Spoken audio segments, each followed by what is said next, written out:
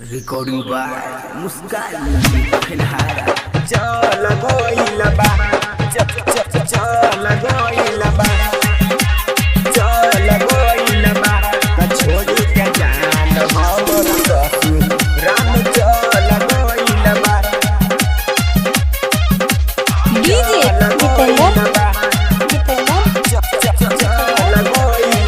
मन लागते नइखे जीवा हमर जर गइल बा मन लागते नइखे जीवा हमर जर गइल बा हो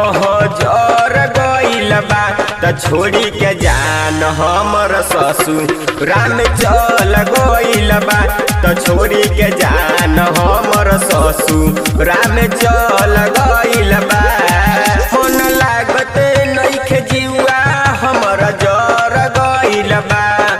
मन लागते नइखे जीवा हमर जर गइल बा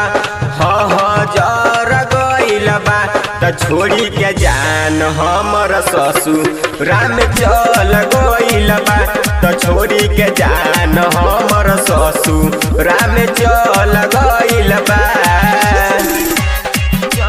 चल गइल बा चल गइल बा डीजे जितेंद्र चल गइल बा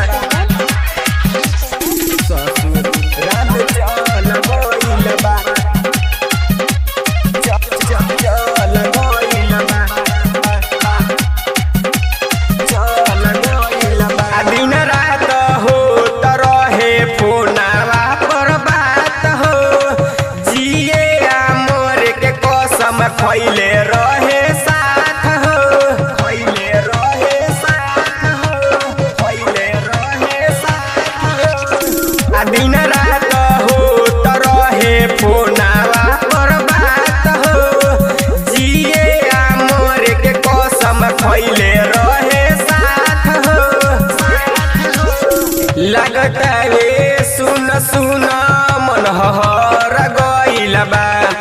लगता रे सुन सुन मन हर गइल बा हर गइल बा त कैसे जी यारवा ससुरा जान चल गइल बा त कैसे जी यारवा ससुरा जान चल गइल बा चल गइल बा चल गइल बा डीजे जितेंद्र छोड़ी के जान हमर ससुर राम चल गइल बा ससुर राम चल गइल बा चल गइल बा राइटर नीतेश कहतानी साच बात हो खुश नहीं रहतानी रंजन के साथ हो रंजन के साथ हो रंजन के साथ हो राइटर नीतेश कहतानी साच बात हो खुश नहीं रहतानी रंजन के साथ हो ओ मीठी मीठी बोलिया दिल में बस गइल बा ओ मीठी मीठी बोलिया दिल में बस गइल बा बस गइल बा त छोड़ी के जान हमर ससुर राम चल गइल बा त छोड़ी के जान हमर ससुर राम चल गइल बा